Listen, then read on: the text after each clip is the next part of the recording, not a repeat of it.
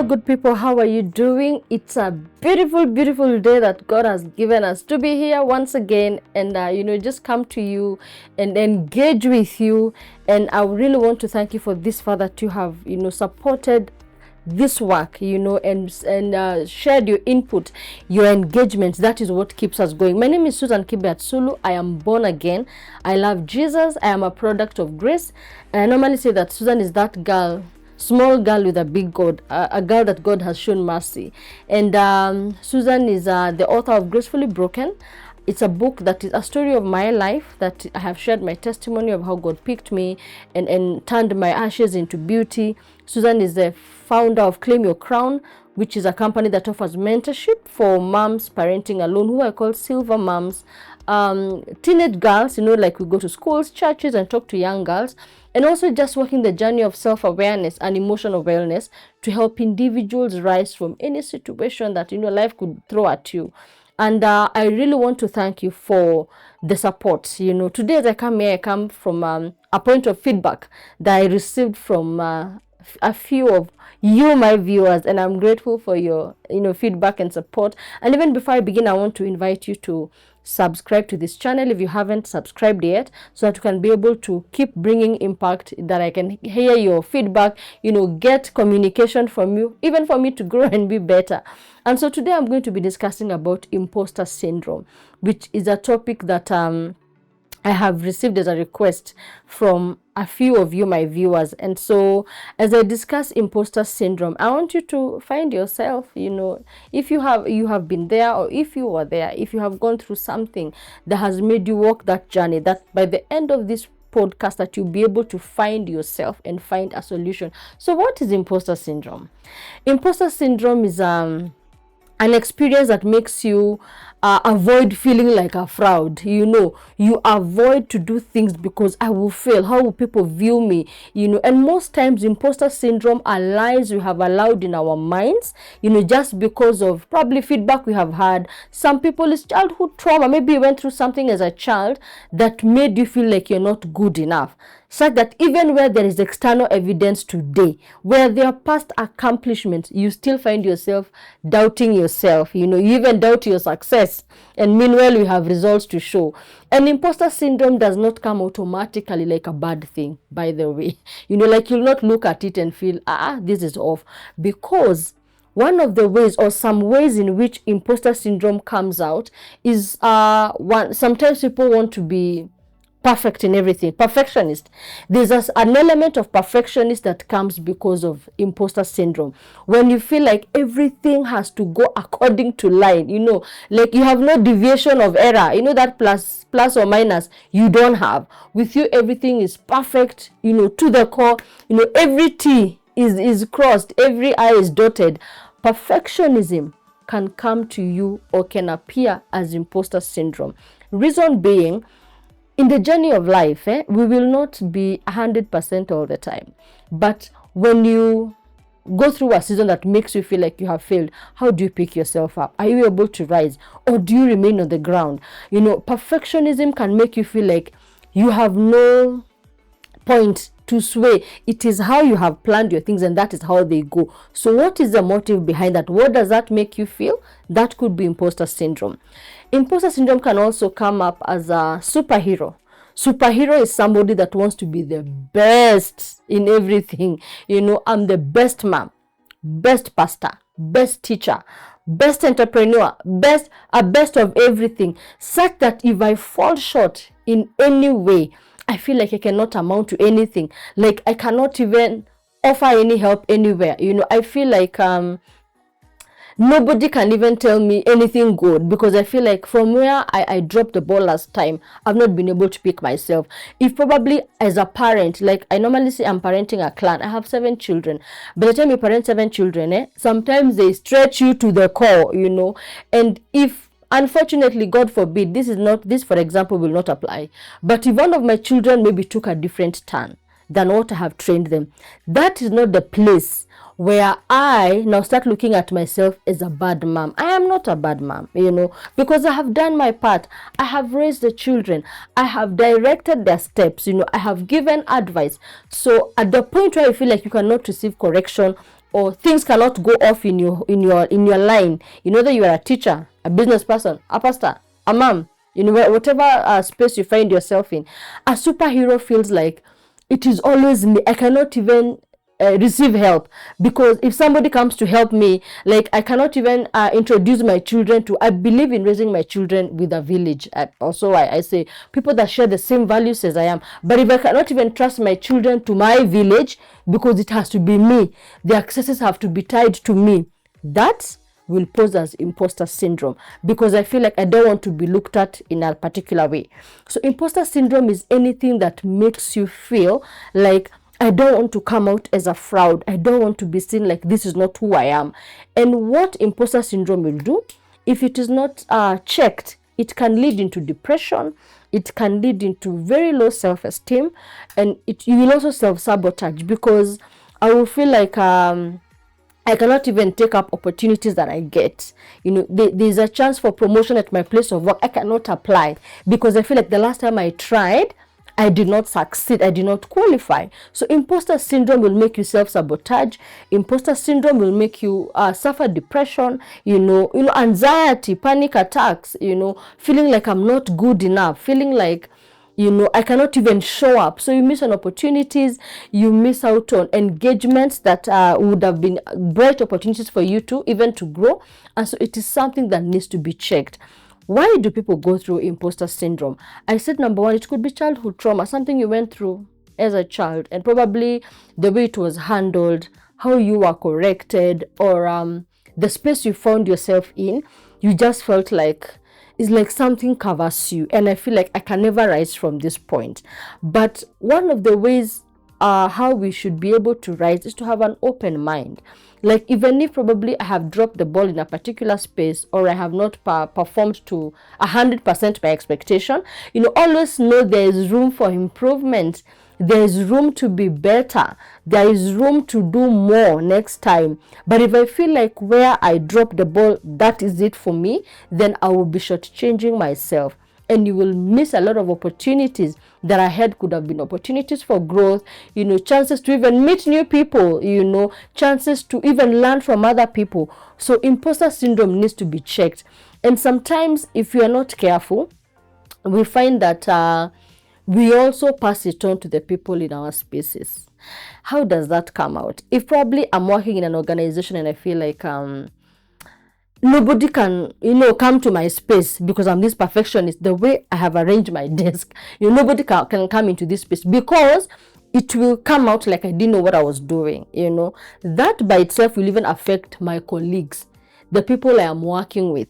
It will affect the people that, should benefit from who I am, because that means I'll only be giving them like one line of thoughts, and things should only be done in this particular way, and there is no opportunity for even variety and picking lessons from situations that we have been through. Because every time we allow the lies, like I made a mistake, yes, I did not maybe get that project, I had put in so much work. We're supposed to take a step back and reflect and say, okay, what didn't I do? This project, the requirements were this way. I ticked these two. I didn't tick these boxes. So next time, I'll be careful to see what I ticked and what I did not tick. But if I feel like, no, because I failed, even if they float the idea again, I cannot do it. Number one, even the people that would have benefited from what you are doing miss out. The people that probably were working with you, they miss out. And you also miss out on opportunities of growth. And so how to deal with imposter syndrome? We have to be able to take a step back, reflect, and see how I can be better, see how I can improve myself, see how I can probably nail that project next time. See, who do I need to talk to? Who do I need to learn from? But if you are just fixated on where you dropped the ball or where you stopped, the engagement, then you'll be missing out, and even making the people that are connected to you miss out from the value that you should be delivering. Failing to handle imposter syndrome also makes you not give out your best in terms of value, even in your purpose. Because if probably God has called you into this entrepreneur who should go global, and then you get into this deal or agreement and you feel like, I did not meet the expectation. I did not have the licenses they required. Probably I did not meet their criteria. And instead of me going to look for where can I get help, where do I need to go? Do I need to be a member of the whatever, maybe the chamber of commerce of that nation? Interact. Is it a women in business engagement? Where these breakfast people attend BNI breakfast and learn from people that have done imports or exports before, so that next time an opportunity comes, I will be able to apply confidently, knowing that now I have the skill. But if I feel like last time I didn't meet the qualifications, the criteria, maybe this is not my line, and that is the purpose God had called you into, you will miss your purpose, and then we'll be busy asking God, why is God not coming through? I have been praying, I have waited on God, I have registered my business, and I'm not seeing fruit. It is a point to look back and reflect and see how best we can improve. And so most times that when people are going through imposter syndrome, fortunately or unfortunately, it happens to people who are already in their own space, either professionals, intellectuals. It's not somebody that is trying to find themselves. Like, you're an intellectual and this is your line, but because something happened, then you fall back and you're not able to pick yourself. You find yourself doubting your skills, you doubt your talents, you doubt your giftings. Like, we're also wondering what is wrong with you, because I know you're very good in this thing. So I'm wondering, why are you not performing? Meanwhile, you're stuck at something that happened. And also that fear of how will people look at me? How will people view me? That can really limit yourself and make you to self-sabotage to the extent that you will deny the society and the world and all of us who know you the benefit that you should be pouring into our lives. So is it a strange thing to go through imposter syndrome? It's not strange, because sometimes the seasons of life that we go through, and maybe places we find ourselves in, situations that push us to set unrealistic goals, things that are not sustainable, until I feel like I have to get this deal, I have to nail this thing, or an unhealthy mode of competitiveness, that I have to be better than somebody else so that you come out a certain way. That is imposter syndrome. Is it bad to be competitive? No.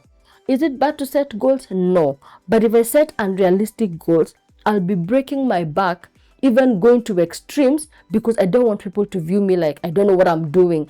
Meanwhile, if I set realistic goals, I'll be able to accomplish one at a time. I'll be able to accomplish one goal, go to the next. I'll be able to know who to interact with, who to do business with, and continue to grow from the level that you began. So anytime you find yourself with an unhealthy competitiveness, like I have to do this, I have to, like in my case, when I'm doing content creation, if I feel like, oh, my friend started 2 months ago, now they're at 7K views, what can I do so that people can also see I'm doing the right thing?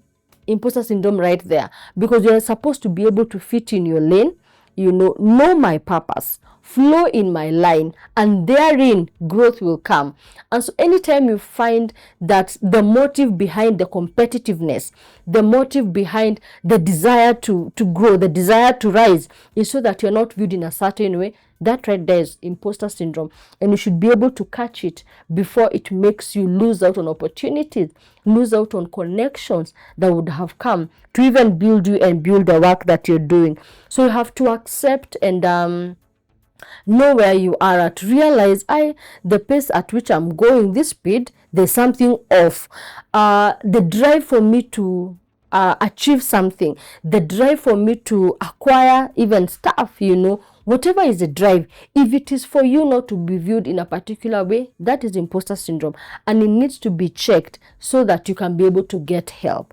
And then once I have accepted, once I have done the self-evaluation and noted this and this, there are things I can work on, then it is important for us to be able to now let go and embrace the new, embrace new lessons, embrace the connections God is bringing us, embrace even somebody that I can work with and be better, So you have to really focus on whatever is my space and the negative energy in my space. Another thing to handle imposter syndrome is to just look at where you're coming from. Consider your past accomplishments. I have done this business before and I have made it, I have been on this space before and I have made it. When you focus on past accomplishments, not to dwell there, but just to see, but there I have made it before and I'm the same person. So that energy, if I improve, I can be better.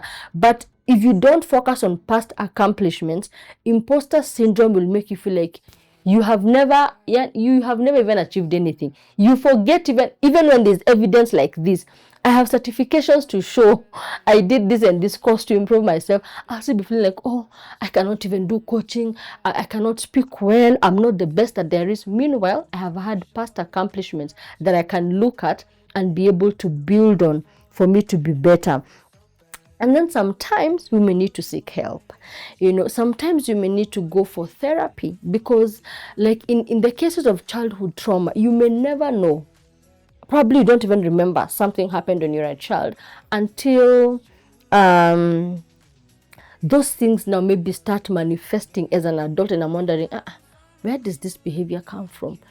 Sometimes you may need to sit with a therapist, a coach, a counselor, somebody who is a professional, a specialist that will help you go through your journey and see probably where it is that you started, probably see where a mistake happened, and also help you to look at it from a different angle. Because sometimes it is just we heap up so much of where we failed.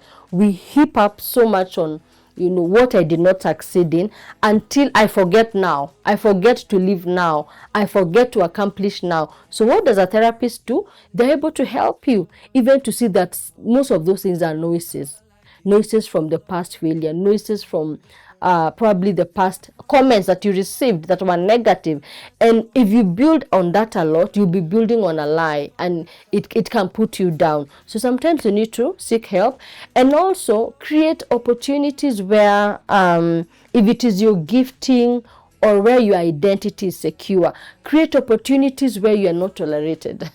If I can say that, create your opportunities where your identity is celebrated, because then I don't have to be who I am not, I don't have to work so hard to operate in somebody else's gifting and strength, which is not my strength. Probably mine is not talking. Probably mine is singing. Probably mine is acting, But if I don't narrow down on what is my strength, I will not be able to work on it. And sometimes you need to just find your space, find which are these areas where my identity is celebrated, which are these areas where my creativity is celebrated. And so because once I'm strengthened in what I'm doing, I don't have to work so hard to be somebody else that I am not. I don't have to work so hard to feel like I need to reach somebody else's height, meanwhile I have not achieved or attained my own. And so imposter syndrome is not a terminal or a chronic illness, It's not something that you cannot rise from. So once I identify, I know this is what I'm dealing with. If I need to seek help, I will seek help. If I need to, change my space, I do that. If I need to, work in positive affirmations, get help, work with someone that can help me so that even I can be able to just unlearn what are these things I have heaped my ears with. And so I hope that you have picked something from imposter syndrome, and that if you find yourself in any of those superhero, perfectionist, anything that you feel like it is about me, I feel like nobody can correct me, I cannot receive help, because receiving help makes you feel like you're weak, then it is time to take a step back, reevaluate yourself, reevaluate your passion, your purpose for success, reevaluate why I'm doing what I am doing, and know that you are your number one audience. You are your number one cheerleader. So what other people say, don't allow that to distract you, especially when it is negative. So I hope you have been able to pick a thing or two, and I look forward to engaging with you, right here in the comments. Feel free to drop an email, call us, let us know. Have you found yourself anywhere in those categories? Or is there a way that you feel we can help you better?